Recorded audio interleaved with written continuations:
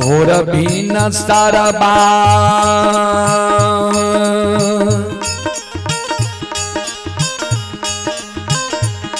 हे यो बाबू सा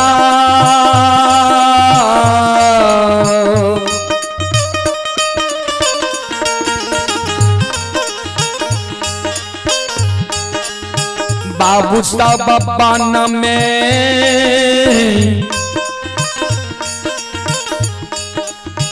बोले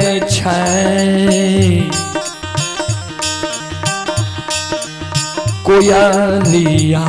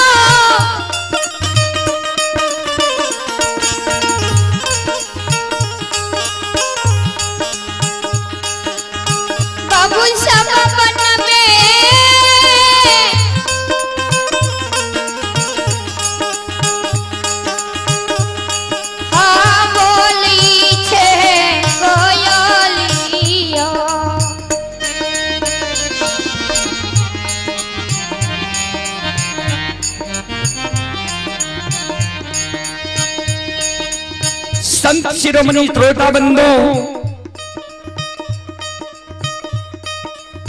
मां बहन बाबू भैया सब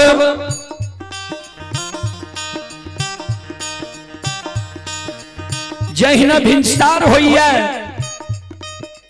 ब्रह्म मुहूर्ता भैया 3 बजे रात्रि के बाद के समय के बाबूजी वह सूर्योदय से पहले के समय के ब्रह्म मुहूर्त कहल जाय छे। जहिन भिंसार होइए ब्रह्म मुहूर्त आबैया कोयल बोले लगे छे। श्रोता बंधु, संत शिरोमणि श्रोता भगवान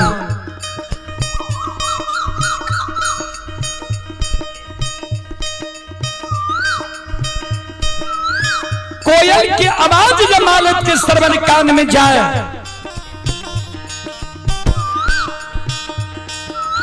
मालत के नींद टूट जाए छे। जय न मालत के नींद टूटे, मालत सोना मुठी बोरहन सिरहान के बगल से हाथ में ला ले छे। लुही लुही के मालत घर आंगन बुहारे। ध्यान देवे श्रोता सज्जन वृंद, मां बहन बाबू भैया सब।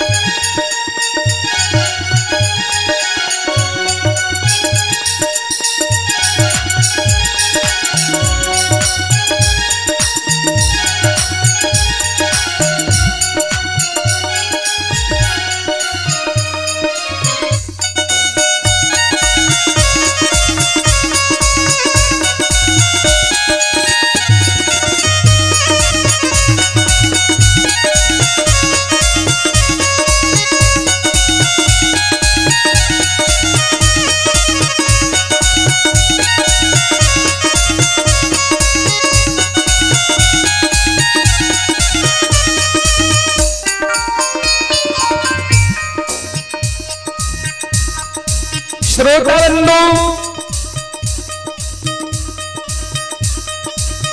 जय न माले लिहुई घर आंगन बोहर के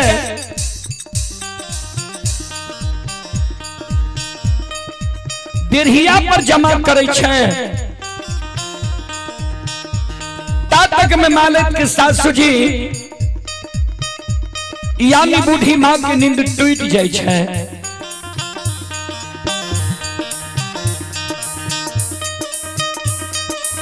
मालिक के सासु जी जा आंगन आवे आंगन में मालिक के सासु जी मालिक के व्यवहार देख के मालिक के उल्हन दे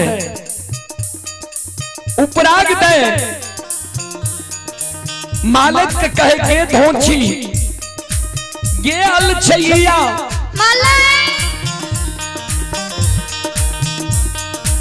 केहन वंश खानदान में तू जन्म ललिया केहन तोहर बाप भाई रहो केहन तोहर माय भौजाई रहो जे एको लूर सऊर सिखा के तोरा नैहर से सासुर नहीं भेजलको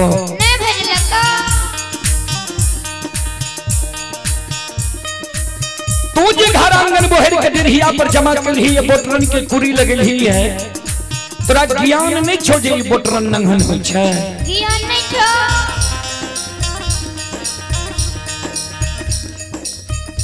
जहने अल्लाह चाल व्यवहार तू नैहर में चले रहे ओहने अल्लाह चाल व्यवहार तू सासुर में चले लगलही है।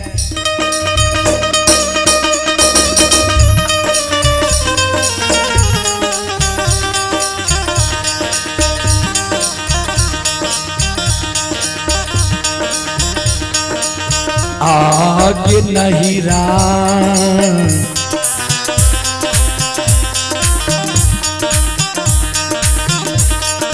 कि चल बिगड़ल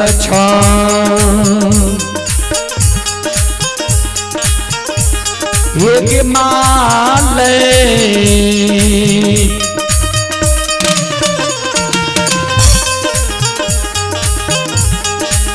पुतहु ससुरबा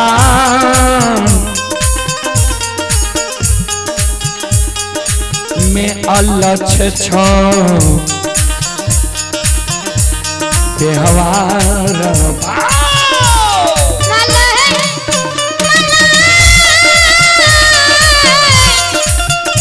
इसमें से एक को बंद कीजिए।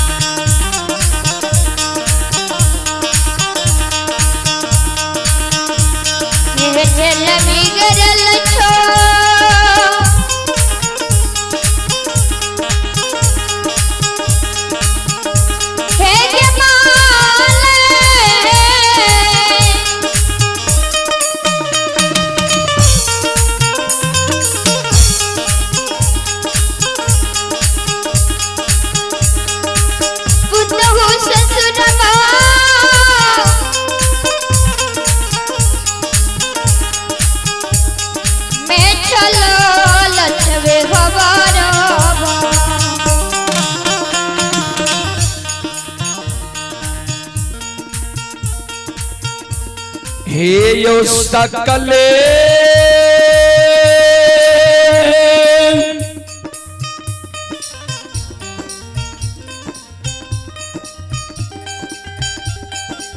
समाज बाबा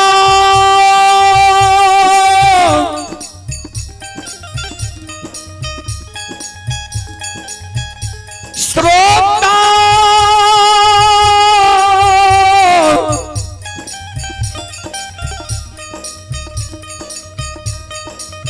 गण भगवान या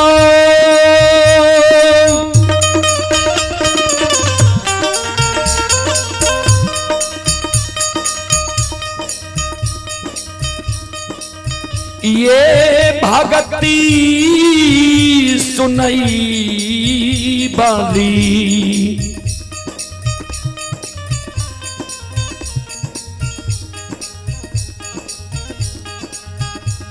राय भीर ग्राम के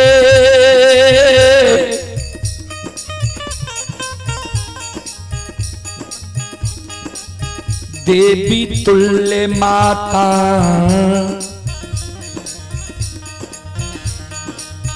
वहाँ आनसा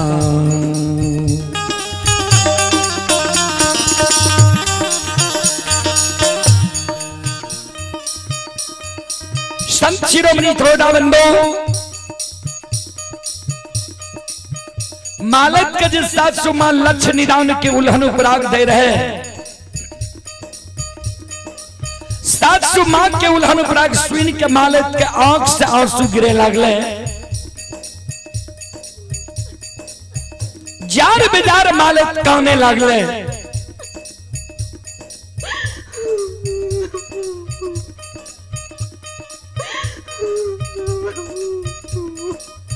कैन कैन के मालक सास के कहे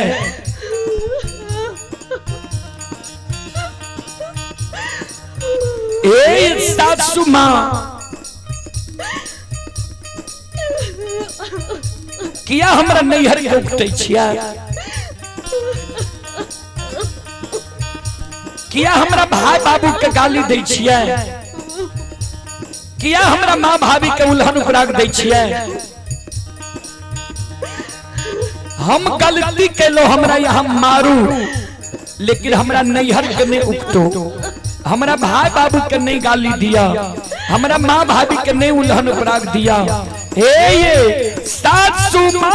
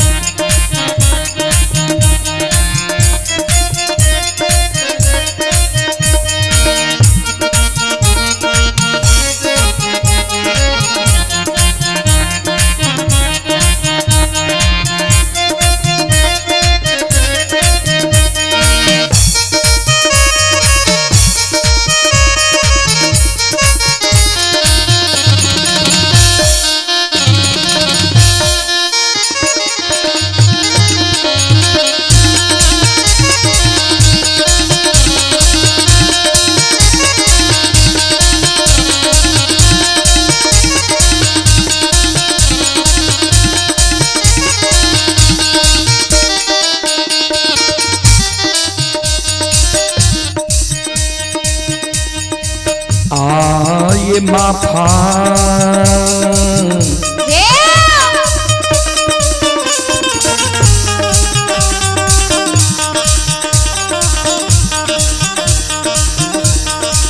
करियो माफा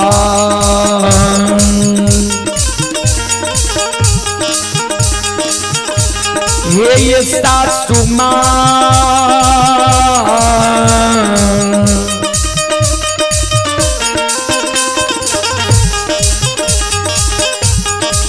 माता जी का करो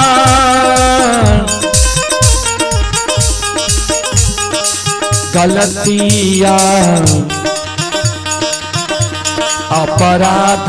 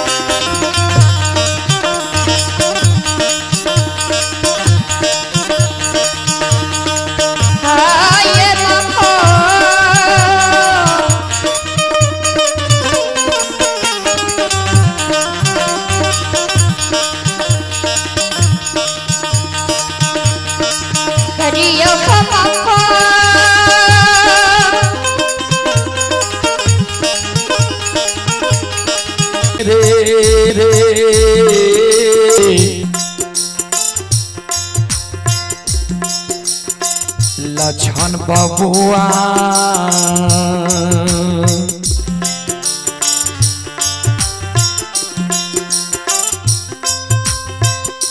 लछन पूरा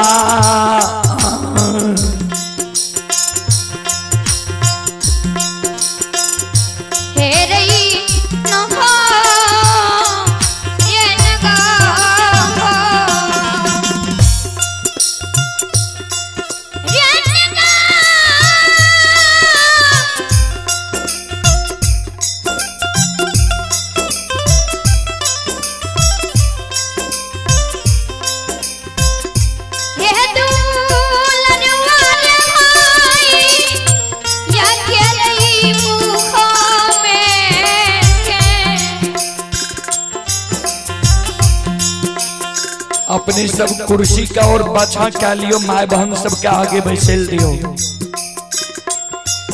कुर्सी और बाछा क्या लियो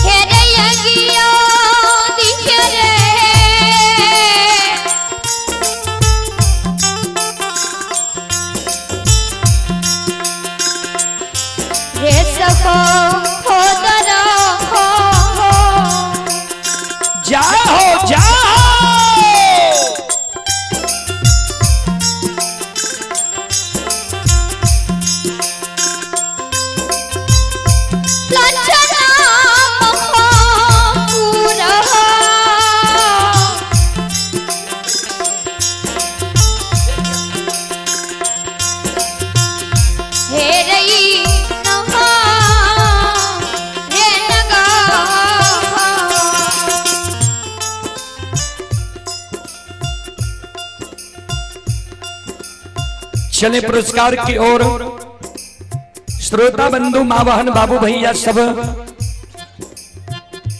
अभी जो यह आप लोग कार्यक्रम देख रहे हैं यह कार्यक्रम अभी Rudal Pajiyar YouTube channel Rudal Pajiyar Facebook page व मैथिली हिट्स भगत चैनल पर यह कार्यक्रम लाइव चल रहा है। जो देश विदेश तक का लोग यह कार्यक्रम का लुत्फ उठा रहे हैं उसी कड़ी में आप हैं दुर्योधन लेबर कंस्ट्रक्शन प्रोपराइटर लप्पू जी, ग्राम बखरी, थाना सौर बाजार, जिला सहरसा के निवासी हैं। श्रद्धालु की ओर से शानदार 21 रुपए की पुरस्कार आए हैं। आप हैं अभिषेक डीजे, ग्राम कबिलासी, थाना सिंघिया, जिला समस्तीपुर। यह श्रद्धालु अभी सूरत से यह कार्यक्रम लाइव देख रहे हैं, सूरत गुजरात से। श्रद्धालु की ओर से 21 रुपए की पुरस्कार आए हैं। श्रद्धालु को बहुत बहुत धन्यवाद, लाख लाख शुक्रिया। आप हैं जसमन कुमार, ग्राम चौराही, जिला सहरसा। ये हरियाणा से यह कार्यक्रम लाइव देख रहे हैं। श्रद्धालु की ओर से 21 रुपए की पुरस्कार आए हैं। श्रद्धालु को बहुत बहुत धन्यवाद, लाख लाख शुक्रिया, बहुत बहुत साधुवाद। जय हो दानी श्रद्धालु की जय हो, जय हो दानी श्रद्धालु के समस्त परिवार की जय हो।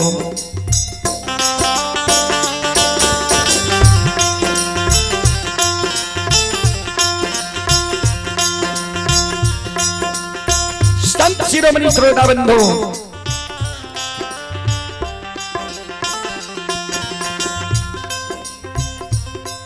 दोसर शब्द संत बाबा कारू लक्षण के कहल गए। जे दोसर वचन तू ध्यान से सुन, तू जे जाने छी जे तोरा मरे के बाद हमर सहारा के बनते, मदद के करता है।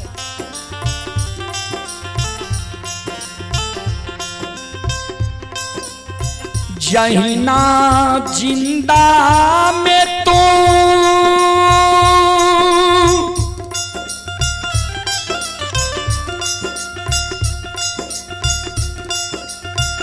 बोर भाई पिता तुल्य होई छई,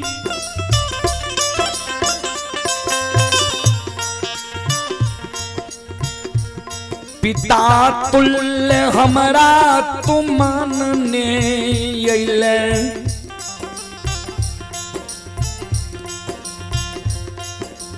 हमहू तोरा छोट भाई अनुज भाई पुत्र के समान होई छे, पुत्र के समान तोरा मानने इलियो। हमरा मरे के बाद भी जब तू हमरा वह समान मान में, हमरा सारा के निप में, हमरा सारा पर धूप दीप अगरबत्ती जले में, हमरा सारा पर एक चिलम गाजा चढ़े में, हमरा सारा पर प्रतिदिन दूध के धार देभी, श्रद्धा और विश्वास राख में, तो मरे के बेर में तोरा हम वचन दे के जाय छियो।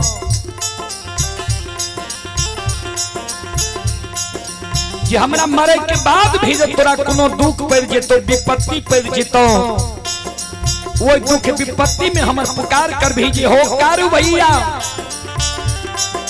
हमरा दुख पड़ गले, विपत्ति पड़ गले, ये दुख विपत्ति में हमर सहायता करहो, मदद करहो। तो मरे के बेर में तोरा हम वचन दे के जाय छियो, ध्यान से सुन।